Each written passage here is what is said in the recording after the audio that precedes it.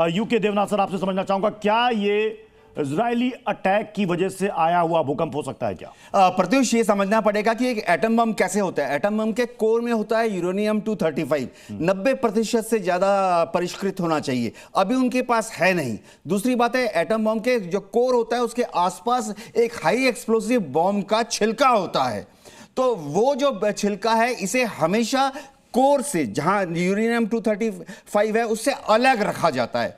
तीसरी चीज है कि जो हाई एक्सप्लोसिव का जो कवर होता है, छिलका, उसको फटाने के लिए एक इनिशिएटर होता है। जो इनिशिएटर, जैसे पटाखे के लिए हम लोग सुतली रखते हैं, हाँ। तो वो जो इनिशिएटर होता है वो भी हमेशा इससे दूर रखा जाता है। तो 3 अलग अलग जगह पर रहते हैं। तो एक न्यूक्लियर, अगर कहीं पे यूरेनियम 235 पड़ा हुआ है, वो फट नहीं सकता जब तक कि ये तीनों चीजें एक साथ एक सीक्वेंस में काम ना करें। खारिज कर रहे हैं कि ये अटैक की वजह से आया हुआ भूकंप हो सकता है। श्याम सर, आपसे समझना चाहेंगे, अगर ये अटैक नहीं है तो क्या चोरी छिपे ईरान कहीं न्यूक्लियर टेस्ट तो नहीं कर रहा था?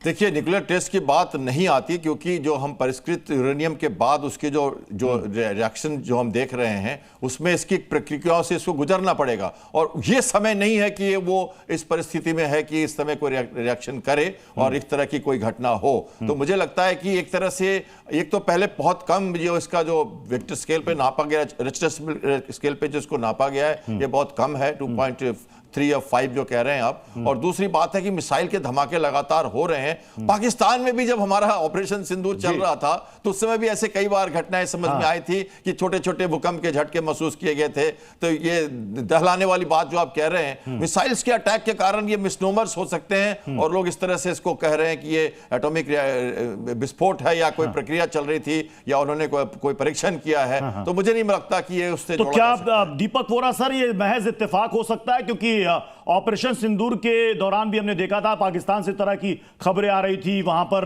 कि भूकंप आया है, कुछ इलाकों में रेडिएशन की भी खबरें आ रही थी, और अब ईरान से ऐसी खबरें आना, क्या यह महज इत्तेफाक है? बहुत धन्यवाद सर, बहुत अच्छा लगता है जब आपके साथ होता हूं। अभी मैं सुन रहा था हमारे विशेषज्ञों को, उनकी जानकारी मुझसे कहीं ज्यादा है। ये इत्तेफाक नहीं है सर।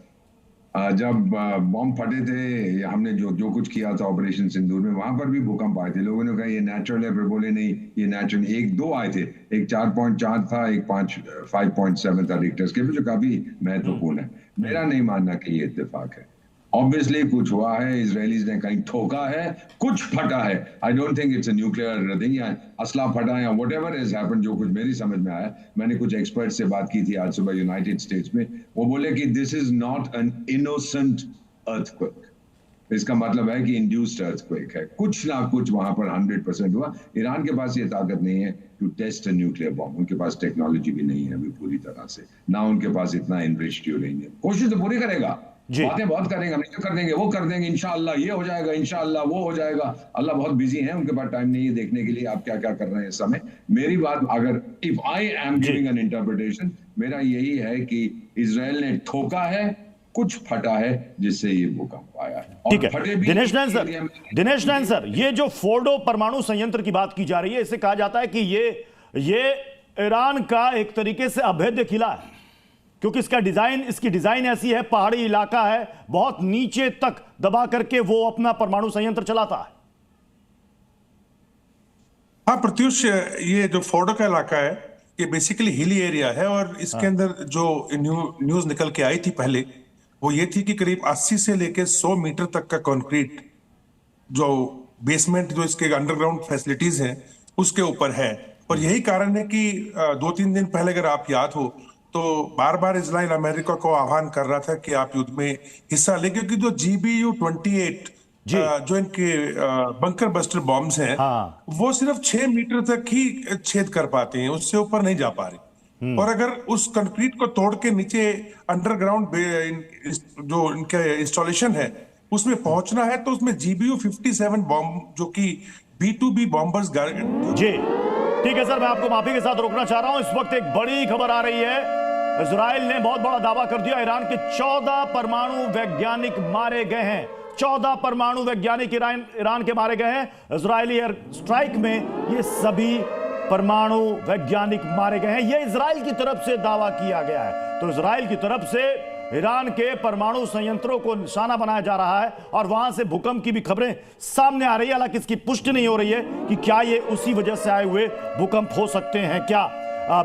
दिनेश नारायण सर, आपने कहा कि वहां पर उसे बिल्कुल भेदने के लिए आपको खास किस्म के बम की जरूरत पड़ती है, तो क्या वो बम अमेरिका की तरफ से इजराइल को दिए गए होंगे जिसका इस्तेमाल वो करेगा?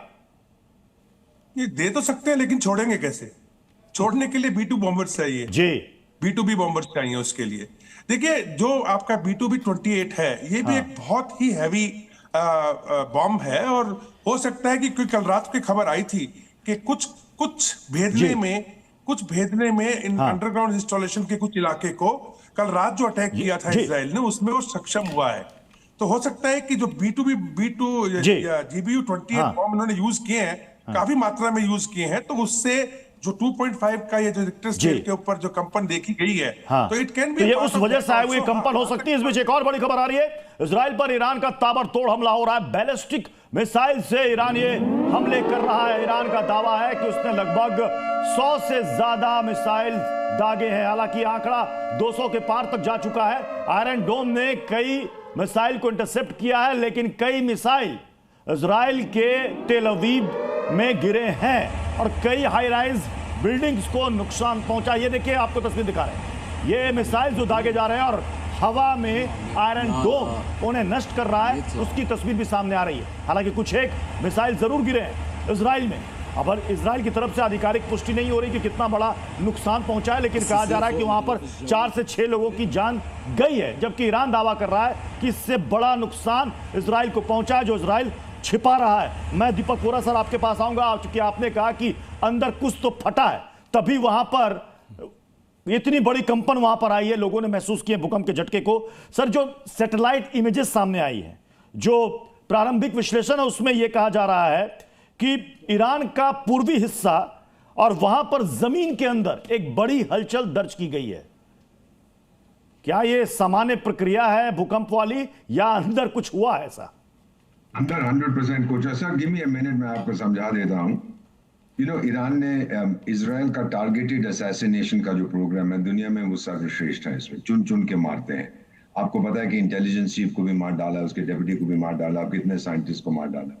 मैं याद करता हूं 1953 जब कू हुआ था पहला, मुसद्दक बहुत पॉपुलर प्राइम मिनिस्टर थे, British Anglo Iranian oil company को उन्होंने नेशनलाइज कर लिया। फिर पता लग गया कि ये जाने वाला, और क्या किया था सर, सुनिएगा इसको, ये CIA और ब्रिटिश का कू था उसके अगेंस्ट। और क्या किया, लोगों को घूस दी, जो प्रोफेशनल प्रोटेस्टर्स होते हैं उनको बुलाया और बाहर से अपने एजेंट्स को लेके आए। और फिर रेडियो तेहरान पे कुछ अनाउंस हुआ था, बारिश हो रही है या मौसम ठीक है, ऐसा कुछ कोड वर्ड था, सब सड़कों पे आ गए और तहलका मच गया वहां पर। यही चीज यहाँ हो रही है सर।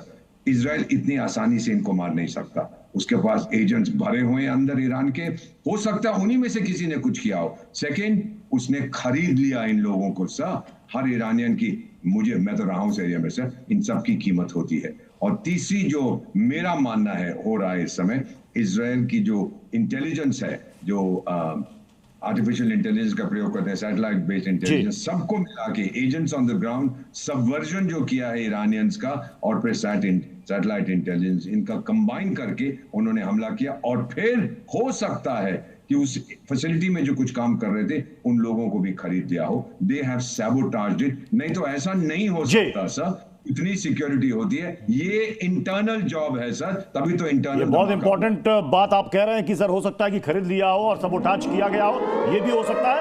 इधर एक और बड़ी अपडेट सामने आ रही है, ईरान ने इजराइल का एक वीडियो जारी किया। इजराइल के सैन्य ठिकानों को इसमें दिखाया गया। इस वीडियो में ईरान के टारगेट पर इजराइल के कई सैन्य ठिकाने, उन सैन्य ठिकानों की एक तस्वीर ईरान की तरफ से जारी की गई है, जिसमें ईरान ये बताने की कोशिश कर रहा है कि सिर्फ हमारे परमाणु संयंत्र को जो इजराइल टारगेट कर रहा है, ऐसा नहीं है कि इजराइल भी अछूता है। इजराइल के भी कई सैन्य ठिकाने हमारे टारगेट पर, और जब चाहे उसे हम बर्बाद कर सकते हैं। यह ईरान की तरफ से इस वीडियो में यह मैसेज देने की कोशिश की गई है। क्योंकि देवनाथ सर, वो कौन कौन से ऐसे ठिकाने हैं जिसको ईरान डैमेज कर सकता है इजराइल को? देखो प्रत्युष, वीडियो को ध्यान से देखोगे तो इसमें है इजराइल का जो डिफेंस फोर्सेस है, आईडीएफ का हेडक्वार्टर है। इस वीडियो में आप मोसाद के हेडक्वार्टर को देख सकते हैं। सबसे मजे की चीज है कि इसमें उनका जो नेतन्याहू का जो ओपन घर है वो है, जो उनका नेसेट है वो दिखा रहे हैं उनकी पार्लियामेंट की बिल्डिंग को। और एक बहुत मजे की चीज है, लिकुड पार्टी जो कि वहां नेतन्याहू की पार्टी है, रूलिंग पार्टी है, उसका जो हेड ऑफिस है वो भी दिखा रहे हैं। तो यानी ईरान बोल रहा है कि अगर आप ज्यादा कुछ करोगे, अगर आप खोमेनी की तरफ देखोगे तो हम नेतन्याहू का घर है, आपका पार्लियामेंट है, नेसेट, और आपके लिकुड पार्टी का हेडक्वार्टर है, हम भी वहां तक पहुंच सकते हैं। जी। जी